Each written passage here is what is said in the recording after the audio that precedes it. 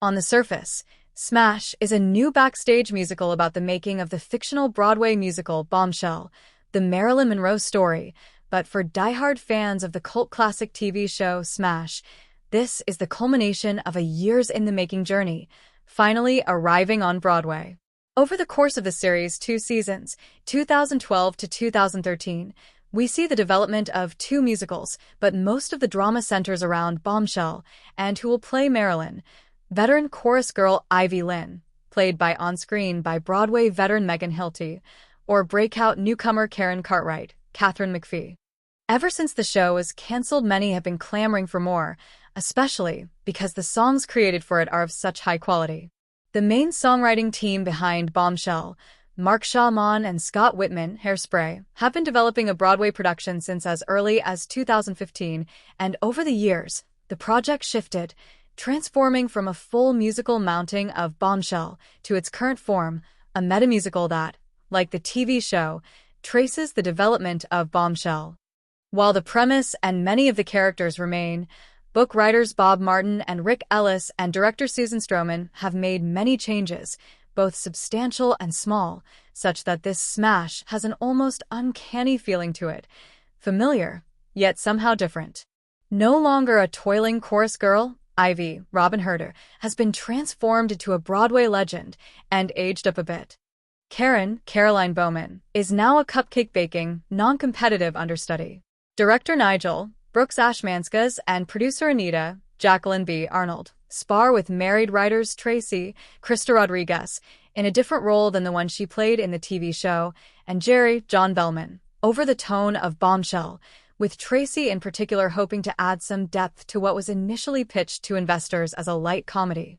Things more radically diverge with the inclusion of method acting coach Susan Proctor, Christine Nielsen, doing a hilarious Uta Hagen impression, who turns Ivy into a terrifying, pill-popping diva, and associate director Chloe, Bella Coppola, who, in an unlikely series of events, becomes a potential contender to replace Ivy as Marilyn.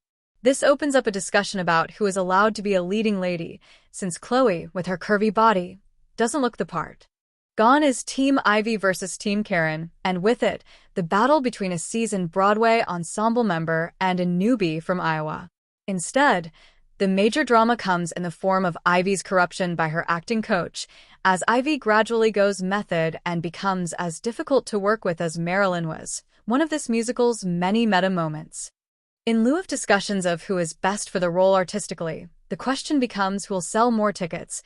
Ivy has 3 million followers, but TikTok influencers rally around Chloe and create a less toxic workplace. These debates are realistic and strikingly contemporary, though they don't crackle in the same way as the Karen/Ivy tension did on screen. This is in part due not only to changes in writing and conception, but also in performances.